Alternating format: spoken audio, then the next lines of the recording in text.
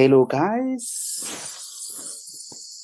My name is Desmond, and I welcome you to our 2024 online learners conference. So, guys, without any waste of our precious time, I would like to say a day without learning something new, it's a day wasted. By so saying, like uNkulunkulu lebandla, please, honorable members, please do make sure that in every gathering that we have, you learn at least one thing. So, guys, as I've indicated, today it is that day that we have been waiting for. So, very quickly, I will just go through all these points just so that you've got an idea of what is going to be discussed in today's event. So, bullet number one, remember, guys, these things are not necessarily in order. You might notice at some point, our speaker might select the points accordingly. So, do not expect everything to flow in that order. I think my screen disappeared. Might need to make some adjustments because it must be on power. What is it? I think they call it save power mode, something of that nature. I think now is sharing. It must be sharing. And then what about recording? Post recording? Yes, it is recording. Okay, so honorable members, very quickly, point number one, when and how to apply for tertiary level. That should be covered. Importance of mid-year exams. How to choose careers, misconceptions about certain careers in relation to their salaries, life before versus after high school, and before after varsity. Before versus after varsity.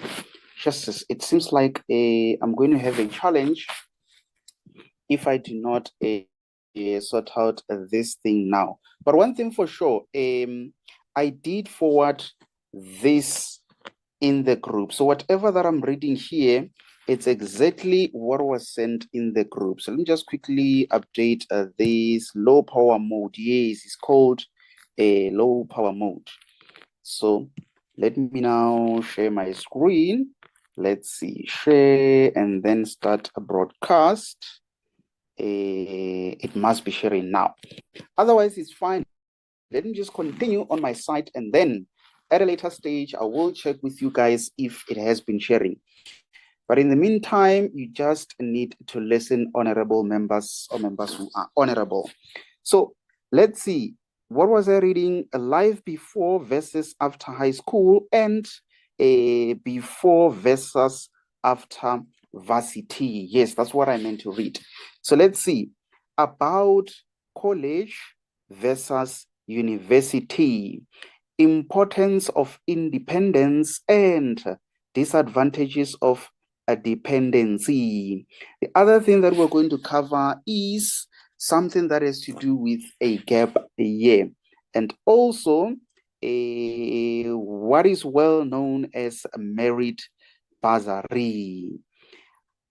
Let's see about applying for bursaries or funding, tips for grade 8, 9, 10, 11, and 12 learners. Okay, so we're going to have some tips for those.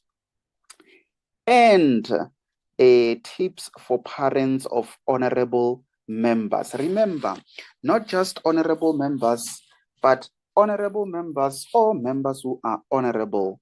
Important, if you'd like a topic to be added on that list, drop me a WhatsApp with a topic not included in the list. So there's an honorable member there who added the questions there. I just like that first part over there. So that's why I was encouraged to just take a screenshot. Even though I'm not going to read it, but one thing for sure, I know that you guys are going to read it, especially that one inside. the brackets. The first part, it doesn't matter that much. Number Ian, how do I finally decide on which career I want to pursue, especially when I don't know what to study? Number two, how do I deal with the pressure of deciding on what to study without choosing the wrong one and later regret it? Number three, how do I keep motivated and disciplined? Just says that one is in capital letters, especially in grade 11.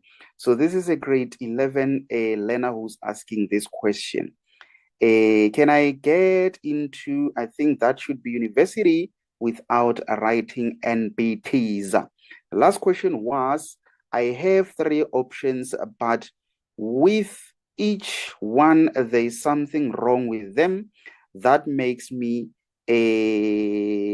not want to pursue that specific one. How do I deal with it? Yes. So guys, if there are some more questions, you can just drop me a WhatsApp and then I will make sure to read those. If you start with a nice statement, you might see yourself on the on this thing. So let's see who's on the line. Just says it looks like I so wish even attendance could be. But otherwise, kodwa bongile amahle anesu avuyile bujani excellento Juwani Tamni Sikendra Aisaki Kazimla Ndlebe Lihumo Mogale Leah Tracy Mendlonke Mkhwanazi Mapula Nontemagira Nova 9 Owetu Dai Speaker, these are the honorable members. We also have Precious. There is Prince Gavaza. If you like, you can just say Prince Gavaza. We've got Rebecca Mutlouti, Romeo Wankolota, Sheilam, Siamtanda, Teroli, Veronica's iPhone, and then we've got Vino. Vino is always at the core, and I don't know why. Always. It seems like there is that other honor, but otherwise it's fine. Remember, guys, this is a recording, so it will be shared to everyone as soon as we are done. So it is that time where I would like to introduce Mr. Martin. Mr. Martin Mudau. So the name is spelled Martin, but you know me, most honorable members. You know me, most. I don't mention the R in the way. So that is Mr. Martin. Mr. Martin, I'm not sure if you are able to unmute yourself and greet the honorable members or members who are honorable. Good evening. Am I audible? Yes. On behalf of all the honorable members, I would like to confirm that you are audible. So guys, as I've indicated, in case if there's something that you want to be discussed, in case if you notice some things which I'm not able to notice, please, honorable members, just make sure to drop me a WhatsApp inbox so that I will attend to those. So we might not need a calculator today, honorable members, so don't worry. We are not going to ask anything that might need you to punch something. So, Mr. Martin, I think it is that time where I'm going to hand over to you. So, something that I want to make sure in today's gathering is to not talk a lot, because otherwise I might forget that this is not actually a lesson, and you'll see me now starting to write X and Y there. But otherwise, Mr. Martin, so I would like to hand over to you. I'm just not so sure of how you prepared based on that information. But otherwise, let me just indicate that in case if I'm disconnected, you are welcome to take over the program and continue until I reconnect. Otherwise, on my side, I will just make sure that after every point that you cover, I just put a mark there, and then you can give me an opportunity to check with honorable members if they were able to clearly hear all that was discussed. Then from there, what I'm going to do it is to then give you the platform to continue. So, Mr. Martin, I am able to control like that in case if that will be necessary. But in the meantime, I would like to hand over to you, Mr. Martin. I think I'll need to mute myself. Good evening, guys. It's so beautiful to be engaging with you all. I wish you could be given an opportunity to at least tell me in what grade are you. If that won't take so much time, can Desmond, can you please show the number of participants here so that we know who is who? Yes, I will start with Abongi. No, Abo, yes, the first person is Abongile. Abongile, how are you? Abongile. I'm fine, sir. How are you? I'm okay. This Abongiwe, how are you, Abongiwe? Let's see, there is Abongiwe. So, maybe while okay, unmuted. Abongiwe. I'm good, and you, sir? I'm okay. What grade are you? Grade 11. Grade 11. Grade And then after that, there's Amashe. There is Amarle. I'm trying to unmute. Just says Mr. Martin. Maybe let me make you aware of something. There are those other honorable members, especially this one at the corner. You see that one at the corner? Vino the Mavinos. Some of them, I don't know why, but for some reason, they hardly speak. But I think you will just let me know, Mr. Martin. How about I say to each of them, can they maybe click on reaction? Then let's see, if you are in grade 8, you just react with one emoji. Grade 9, 2 emojis. Grade 10, 3 emojis. Grade 11, 4 emojis. Grade, what is it? Grade 12, 5 emojis. In that way, we are going to have a sense of in which grade the honorable members are in. But one thing for sure, Mr. Martin, we are having grade 8, 9, 10, 11, and 12 learners. Yes. I'm just not so sure if what I'm suggesting will work. But that's it, Mr. Martin. No, I see the reactions. I see the reactions and beautiful. Otherwise, I just wanted to have a feel of the cohort of learners that we will be engaging with, so that we at least accommodate them in terms of tone, in terms of the content delivery. You don't want to speak and then you end up not speaking to the right cohort. So I listened to everything, or read through all the questions that were brought forth, and I made them into a story. I'm hoping to be very quick. Usually when I speak, I tend to take time. I'm hoping to be very quick, and then also just go back to each topic so that we can deal with it in its own merit, because the story will flow, yes, but there is a merit in each and every single thing. So the chronology that we will follow won't follow everything, in the way that Desmond had already indicated, that it won't follow the chronology of how the topic appears on your screens, but we will make sure that we try to get to the gist of each and every single thing.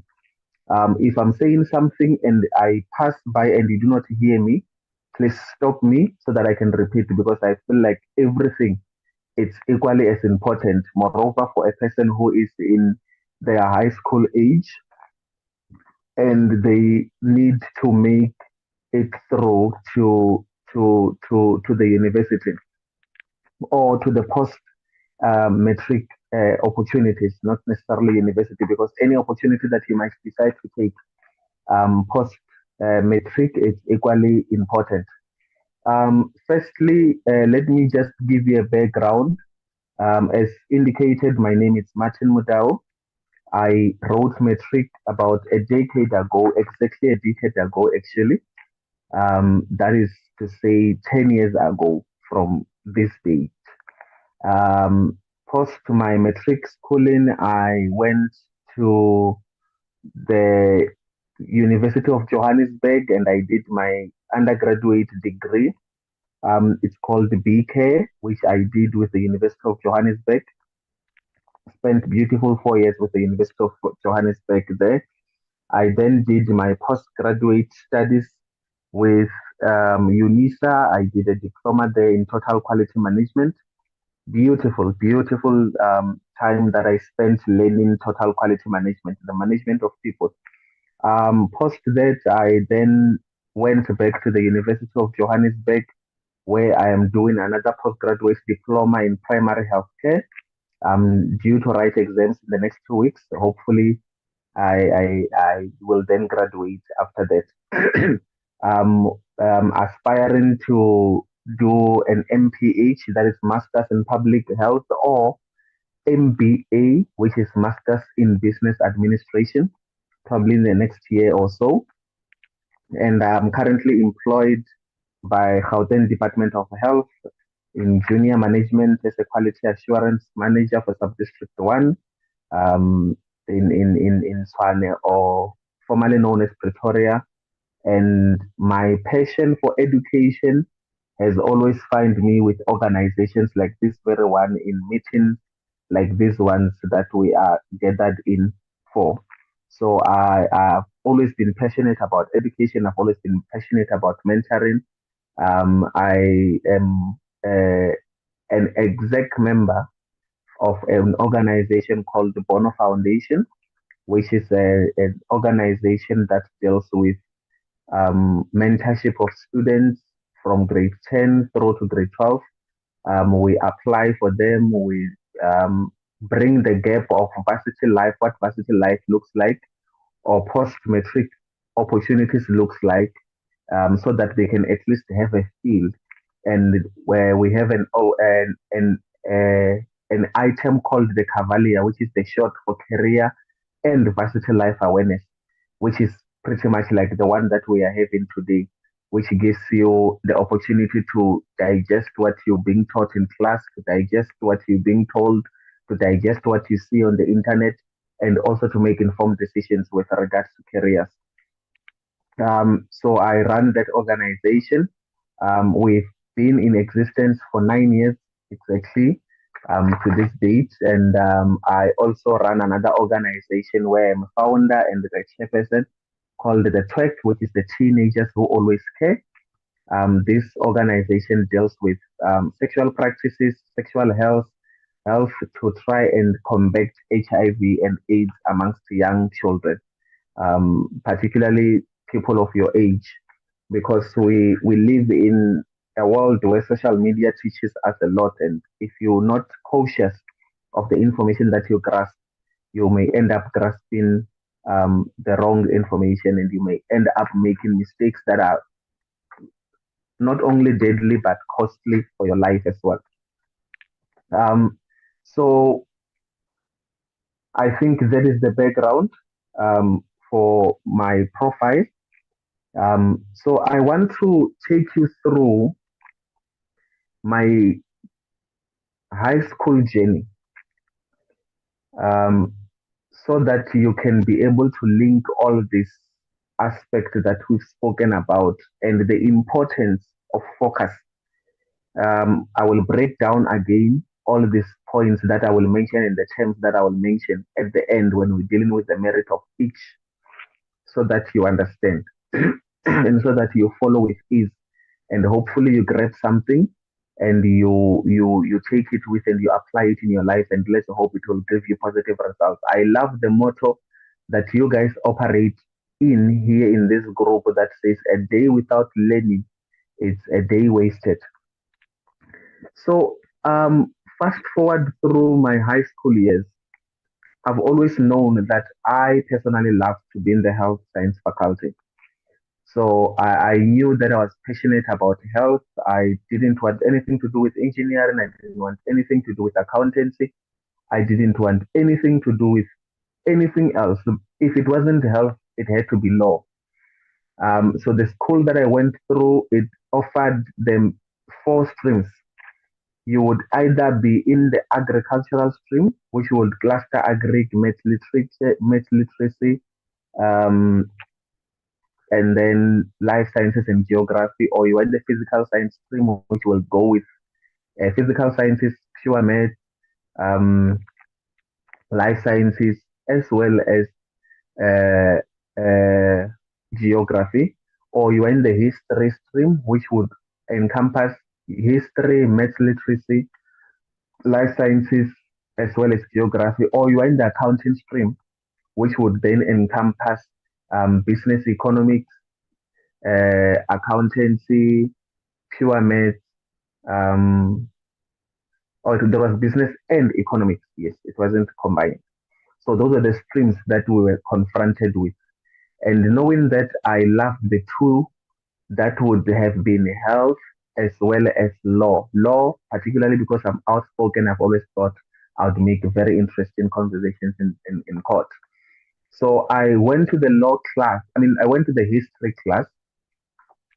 I sat there for two probably 2 hours or less, and I just observed the kind of people that were in the class, and I knew that there was no way I was going to make it in with the kind of people that were in that class. It was mostly people I grew up with, people I play with at home, and I knew that we were nothing short of trouble.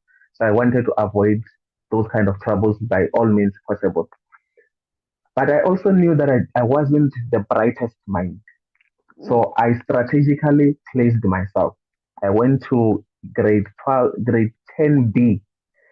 It was a science class, which means it is science, pure maths, geography, and life sciences. But they would then grade us. There would be the science class A, science class B, science class C. So I said, I'm not very bright, so I might not make it to the top 60 of science students, but I'm not very dumb.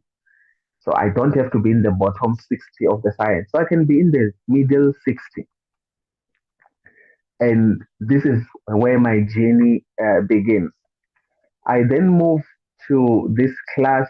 I inquired about the possible career choices that were there and the ones that I would have to deal with. So, and in the midst of doing that, I then made a network or a network of people. So if we were interested in the same course, we would cluster ourselves. Like for instance, all of us wanted to be medical doctors, and there were radiographers, and there were nurses, and there were physiotherapists, and there were dietitians. So we just somehow created a network of healthcare professionals within the high school, and we started studying together. So in that, we create a safe network for each one of us to at least be safe. But this is one thing that I learned in that group. So I had a friend that we've been friends throughout our primary and our high school. And this friend of mine said, since well you say that we want to be in the health science faculty, let us take the prospectus from the universities. And I think it will be advised that you do this for your own self. Let us take the prospectus from the universities and let's go for the best universities and see their entry marks. So if their entry marks is 60, then we know that when we're studying for 60 plus, so that we stand a good chance of being accepted into this university. Mind you, we're doing this, we're only in grade 10. In that exercise, it helped me so much so that I had moved from where I strategically placed myself in class B. I ended up moving to class A. And my journey continued like that throughout the high school. And there was this thing that kept us on, which was the importance of goals, that we used to set goals, and we used to make these goals very realistic for ourselves, and we used to break them down so that they can be achievable. You don't just say, I want to achieve an 80 in math. You then have to say, what am I achieving at? What am I aiming at? What is my safety net? So if I am getting a 50 or 60 at math and I want a 70 to be accepted for radiography, which I wanted, what then do I do in between? So in the midst of doing that, we started. So our high school would have a studies in the morning, which was compulsory for everybody. A studies in the afternoon, which was compulsory for everybody, and the studies in the late afternoon, which was only compulsory for the matric. And we are still in grade 10 through to our grade 11. Then we joined the matric studies, not because we were forced to do so, but because it aligned with what we wanted to achieve. If you're following, we're talking about the importance right now of goal setting and working towards your goals and making sure that you actually achieve these goals at all costs. At all costs.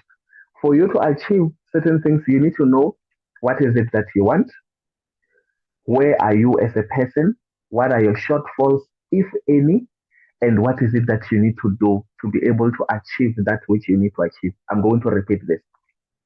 You need to understand where are you as a person, what is it that you need to achieve, what are the shortfalls, which means what is it that is stopping you from achieving that which you wish to achieve, and what do you need to do for you to get there. Listen, if you are failing in grade 10 and you are failing this one subject and you do not know why you are failing this subject and you keep on thinking maybe you're not studying enough, you will study and study and study and study and still fail until you have understood why are you failing that particular subject. Are you failing because it's difficult for you? Are you failing because you don't understand the teacher? Are you failing because the content is too much for you? Or are you failing because you are just not giving it enough attention or you have not developed the love for it? Until such time you have established that, you will not be able to pass or to make it at your optimal best. I had a friend, I was very good with life sciences because I have always told myself I wanted to learn everything that teaches me anything that talks to the human and the human makeup because I want to end up in a hospital one day. I loved life sciences, so I excelled in life sciences. And I had a friend who was very good with math. He was so perfect with mathematics that he would get a 90 or an 80 with mathematics and get a straight 60 or 65 for life sciences. And for a person who's performing at that average, some would say, but at 60 you've passed. Yes, you've passed, but if you want to maintain a certain average, then you have to work a little bit more harder than you normally averageously would. So what this friend of mine did, he then said to me, you know what, Martin, I understand that you understand life sciences. And I, on the other hand, understand math and physics. And I've seen how passionate you are about life sciences, and you know how passionate I am about math and physics. So how about we do this? After school, let's remain behind. We'll bring enough a lunchbox to eat throughout the day. When school is out at 5, we'll stay behind until at least after 7 or 8. And then you study your life sciences, I'll do my math. We exchange the information. I'm grateful for that because I remember very well at that time, this is now 2013, I'm in matric. We were doing electrodynamics and yeah, electrodynamics, electricity and electrostatics. That was the chapter. And I was struggling. I was struggling. I remember very well there was a statement that would say, um, in a parallel circuit, the sum of the two, the sum of the total resistance is less than the smallest resistor. and I would do the calculation. I remember it vividly in my head. The calculation, the smallest resistor was 1, and I would do the calculation and always get to 1.5. And I was frustrated at why am I not getting to the answer that I need, because I'm at 1.5 and if the smallest resistor is 1, which means my calculations are wrong somewhere, somehow. I took the study guide, I crammed the study guide and everything, but I still did not understand. And I'm emphasizing this point because the problem was not that I wasn't studying. The problem was that I'm studying but not understanding. So when you find and you partner up with somebody who understands, it becomes much more simpler. So I then partnered with this friend of mine. We did that for a good 4 months. We remained at school until June. And then after June, we then said, okay, we are okay with the content delivery. We just need now to master certain things so that when we write our trials, we are done with the content and we only preparing, doing question papers, preparing for the matric exam. And we did that. And needless to say, we passed extremely well. Extremely well. Not to the level that I personally would have hoped for, but I did very well compared to the level that I was in. So past matric, I would say, let me track my journey now from here. I then went to the University of the Witwatersrand. Oh, let me take you through applications also. So as we are in matric and we start writing, back then we didn't have online applications. We used to write to the universities. It was interesting. You write a letter to the university saying you're interested in applying, and then they send you the application package. The application package would include the application form as well as the booklet or the brochure that would have the courses that they're offering, and you have to study the brochure. You decide which course you want to apply. You fax it back. You send it back via a post office to the institution. I think only University of Johannesburg was offering online application at the time. So I applied to the university that I wanted. And I applied for the same thing.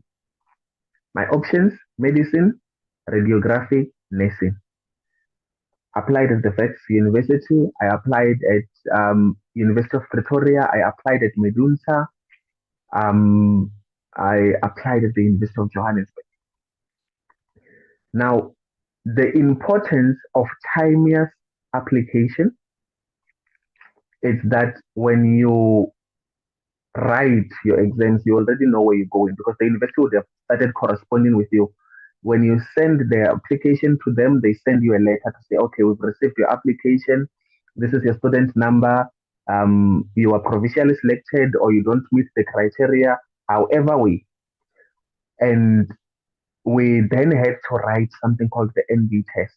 We wrote the NB test. This is in 2013. I got 49.4. I needed 49.5 for it to be converted to 50. So University of Pretoria, I remember I didn't consider my application because of the NB test.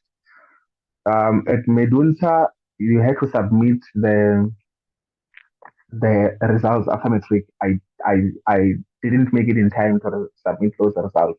I was then left with Wits University or the Witwatersrand as well as the University of Johannesburg. I then went to the Witwatersrand. It was somewhat expensive for me at the time. I didn't have a bursary. I had not applied for NSFAS, which is a very bad decision. Unfortunately, God came through. I got a bursary because of merit. You pass well. Some foundation offered me a bursary, and then I go to the university, and the university offered me a bursary as well. So throughout my study, I had two bursaries, and these bursaries, oh, they were paying a huge amount of money. I don't think any bursary can still pay so much amount of money at this day and age. Everything expensive now. They were paying so much that I managed to buy two cars when I was in university. I bought my first car in my first year. I drove it for 6, 7 months. It didn't treat me well. I then bought my second car. But also, it wasn't just thing of the moment. It is something that I've always wanted. So throughout these cleaning things that I've told you in high school, we were also planning what is it that we want to achieve when we get to university. And I thought, oh, if I have money, I'm going to buy myself a car. So it was something that was written in my diary as we were planning. So this was the journey throughout my high school to my university, and then I got to university. In university, I do not want to lie. Things like are difficult, and God forbid it happens to any of you, but people fail.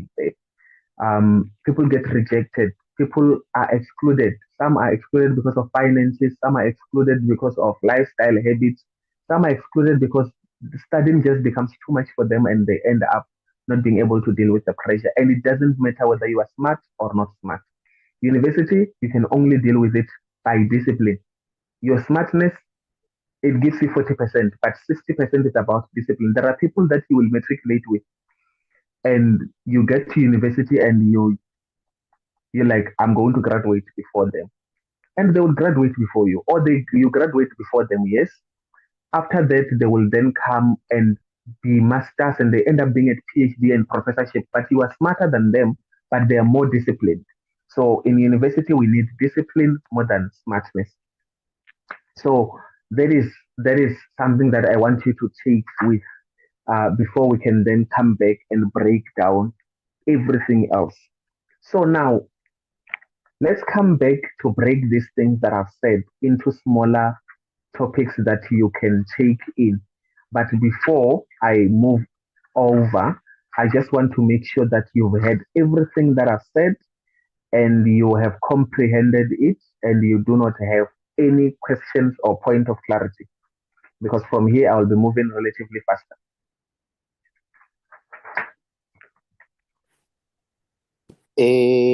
Ladies and gentlemen, anyone who's got a question or a comment before I hand over to Mr. Martin? Just says, Venda, Mr. Martin, Muwano, Baraminingange, Zotazo Chimbra Zawud. Yes, sir. I'm getting you, sir. Uskan disappointa mwana pero rikwamba chivenda mwana nendovuwa zote zochimbira zwavhuḓi vhone havana mbuzo ndo khonye go vhudzisa uri should I ask in English or in Venda? Now you can go on in either language. We'll translate for the rest of the people to understand. Okay. Ndo khonye go vhudzisa uri like kharali nne ndi tshi khou nyaga u ya kha ḽiṅwe shango, like if I wanna go like outside the country, is it the same as me wanting to go in South Africa, or will it be more difficult because of the standards of like learning and all that stuff? Okay. Okay. Question number one. Heban Moano. Yes, sir. Yes, I didn't know that you want to go overseas. Don't respond. Let me just mute that honorable member. Just says this Moano is very secretive. Let's see. Anyone who's got a question? Mapula. Awanya kubuchisha mun. Wena o ka re o ntebeletse mo TV ngwena. Ke Mapula. I think ke Mapula Letswalo. Mapula. Awanya kubuchisha. Everything okay? Yes, sir. Everything okay? Okay. Guys, in case if you've got a question, just react so that I know who wants to make a comment. Otherwise, I'm about to hand over to Mr. Martin. The other way in which you can engage, you can just drop me a WhatsApp inbox and then I will include it the next time when Mr. Martin allows for comments or questions. But otherwise, Mr. Martin, I will just hand over to you. I think, yeah, it's only Muwano at this stage. So I'll just mute myself and then go back to a list of those questions. Okay, no, thank you. Thank you very much. Thank you, Muwano, for the question. We will attend to your question. probably during the question and answer session that we will have. But it's a very interesting question, and if you intend to study abroad, start working hard and start learning the culture of where you intend to go and study. But we'll come back to that question. So we spoke, or I gave a synopsis of, or a series of things, and if you were listening, you would have highlighted the important things that I would have noted.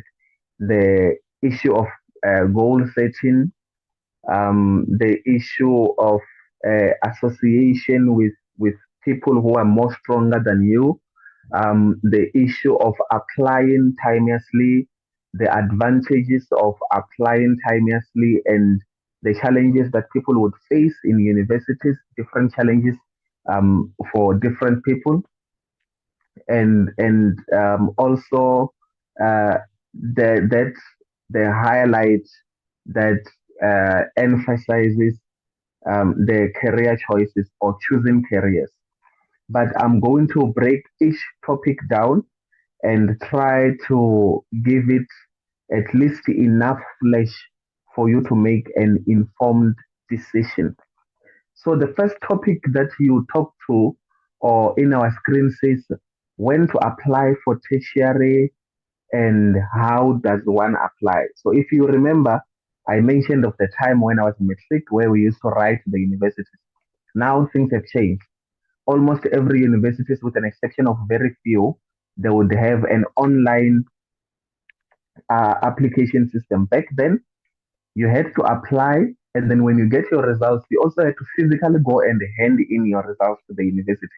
So if you apply to the University of Cape Town and you're unable to hand in, even if you qualify, the person who hands in the university their results first would get the space when you're still trying to figure out funds to fly from KZN to the UCT, or from Limpopo to the UCT. So now technology has made things faster. So you apply to university when you're in matric, and when you apply, you use your grade 12, your grade 11 results. Your grade 11 December final results are the results that the universities are looking for. These results, they must at the very least meet the minimum requirements for the course that you are applying for. So if you want to apply to be a chartered accountant and they want 70s, remember that the university only have, say, if you want to apply for medicine at Medunta, they will tell you that they only have space for uh, 250 students, UCT 250 students, University of Limpopo 50 students. So now you're competing for total spaces of less than 2,000 against 32,000 plus number of students that write matric each year. So you need to make sure that you position yourself so well to be able to be considered for that course that you're trying to apply for. And as you apply, make sure that you have the first choice that is not similar to the second choice, that is not similar to the third choice in terms of acceptance criteria. If your first choice is in the health sciences, it's medicine, and your acceptance criteria would be 70, you can't then say my second choice will be clinical practice, which is the acceptance criteria is 670s as well. Because if you do not qualify for option number one, you automatically will not qualify for option number two, probably option number three if the university allows you option number three. The aim here is to get inside the university. Whilst you are inside the university, you can then move around courses as much as you want. But if you are fortunate to plan your things correctly and you know exactly what you want, apply as early as possible. Now, when you're in grade 9, what you should be focusing on is doing research of the different courses that are there. Started in as early as grade 10, grade 8, the different courses that are there, the different job opportunities also. So if you want a course because you're passionate about it and you don't really care about funds, then you can apply to anything. But if you're doing something because you want to be employed at some stage and you don't want to be an entrepreneur and end up doing your own business, then also study the business opportunities for the course that you're studying into. Check whether the course that you wish to study is a research course or it's a professional degree. So a research degree would be you're doing a BSc or a Bachelor of Arts, where you have to furthermore get your honors, get your masters, but your professional degree would be your health science degrees. As soon as you qualify with your junior degree, you become a lawyer, you become a nurse, you become a teacher, you become an accountant, you become an engineer. So those are what we call the professional degrees. As soon as you graduate, you automatically you become called by the title of your degree. And the research ones are the ones that are broad. You'll be doing BSc and then you have to specialize into something. Then you get an honors, get a master's, get a PhD. They are more into academic research than they are about working. So also that's something that you need to know because it will help you make informed decisions. Once you've done that and you've studied the courses, also study your own strength. Yes, you intend to be an actuary, but are you good with math?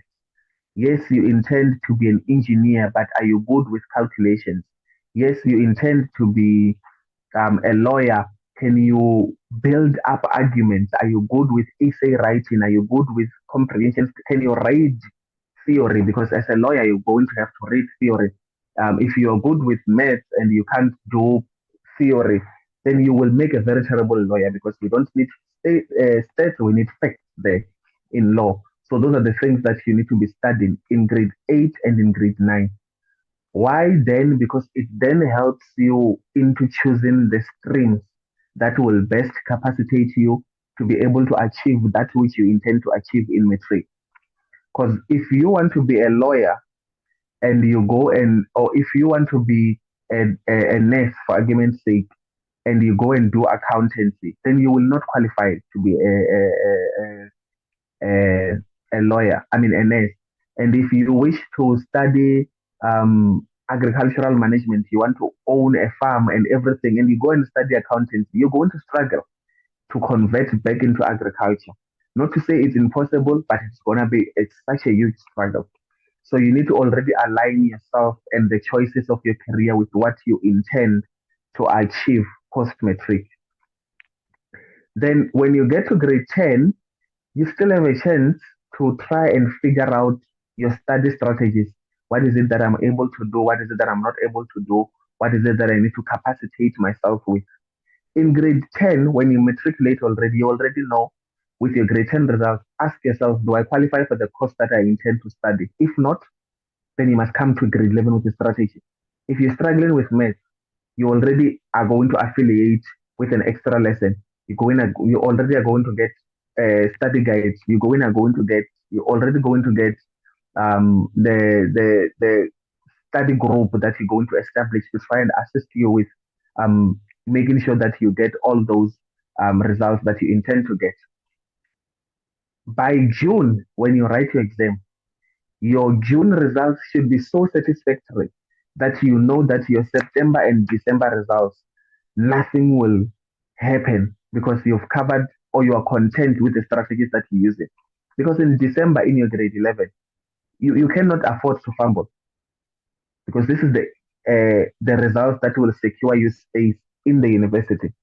But if it happens that you're already in grade 11 and you didn't do very well, apply. Apply to as many universities as possible, to even those courses that you do not qualify. But make sure that you work extremely hard in matric. They would have rejected you now, which means you will be waitlisted. The people who are accepted will be given first preference. But if you do extremely well, they will definitely consider you because there are those that would have done very well in matric in grade 11, but they still do not get the good entry results in grade 12, or they do so very well, but they had options of universities and they end up choosing other universities.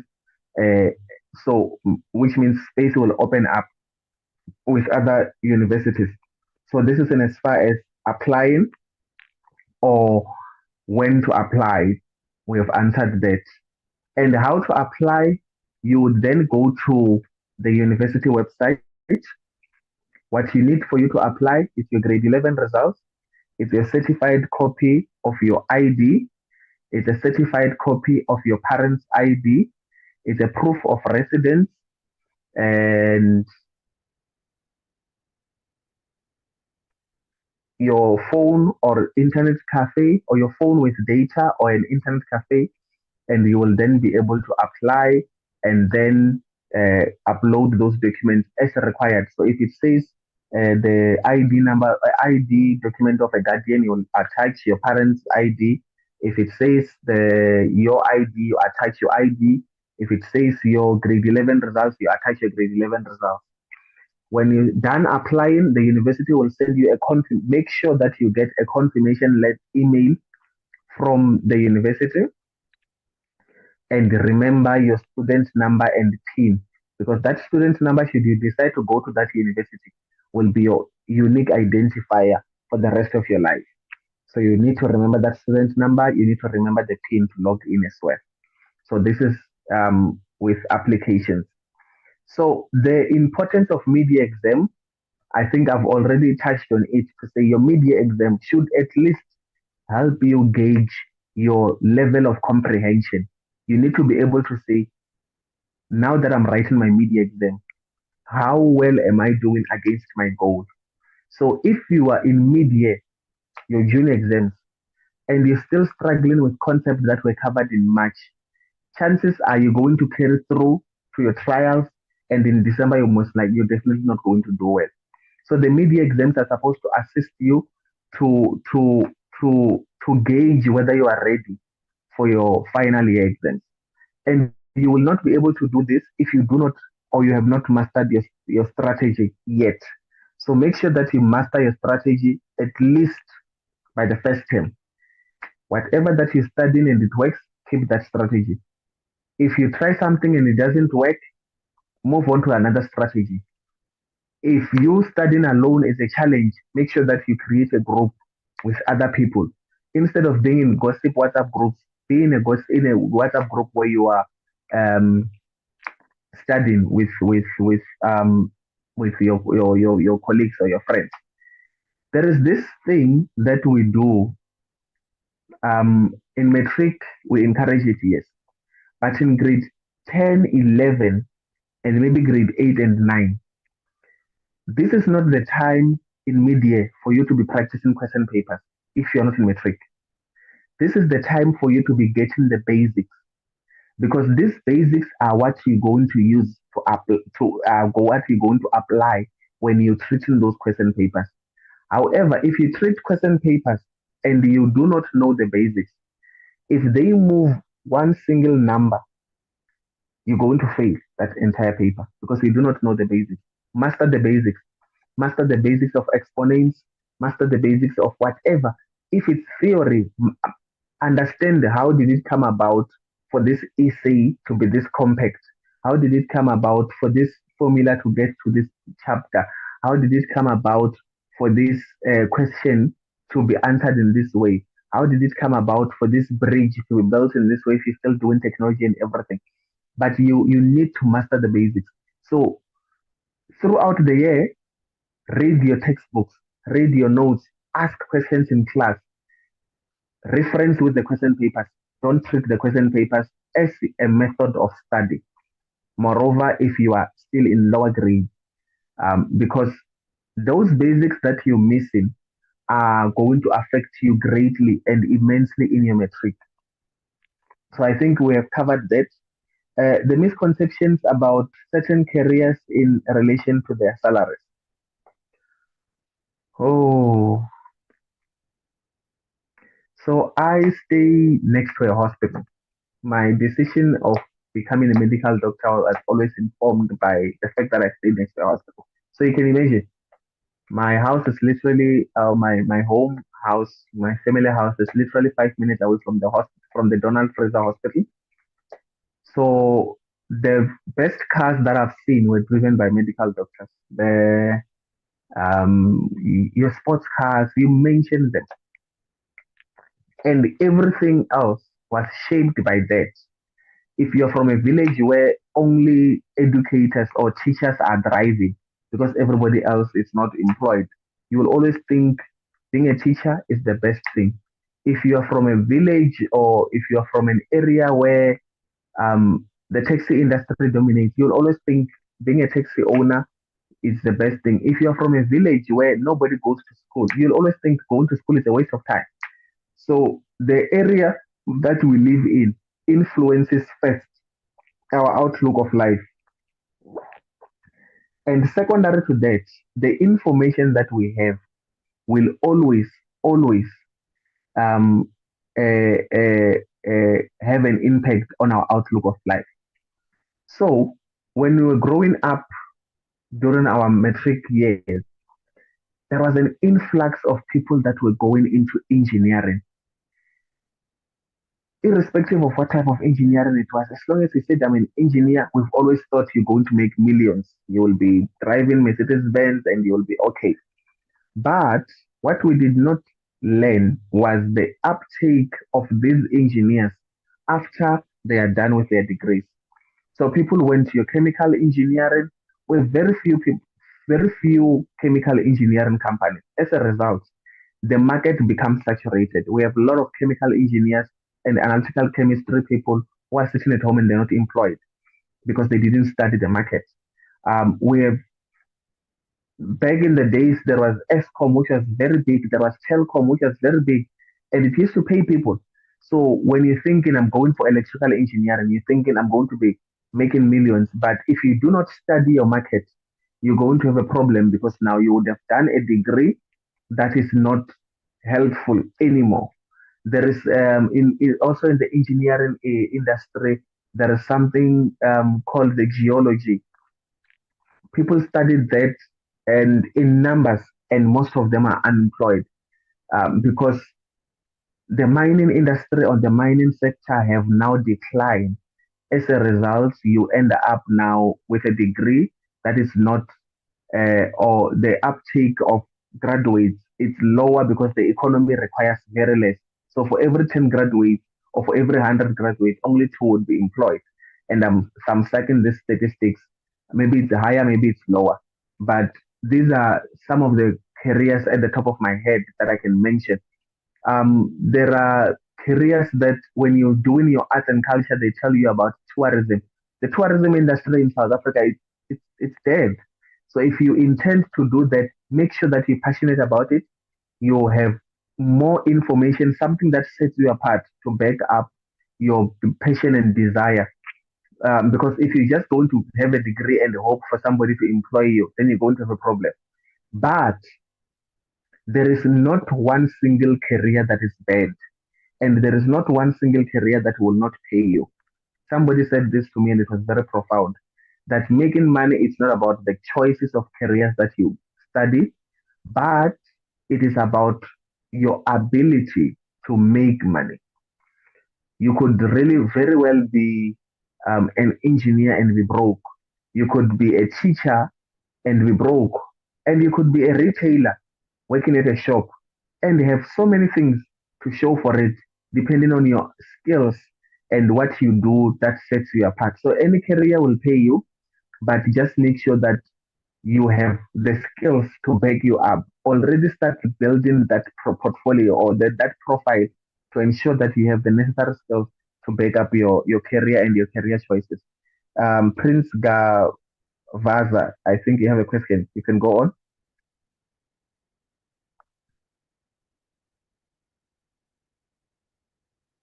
Prince?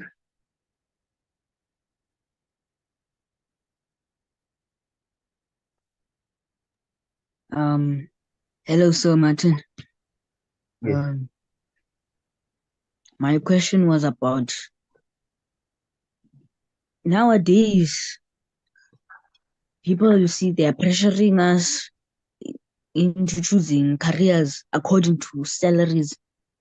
So after hearing your statement, I wanted to ask about is it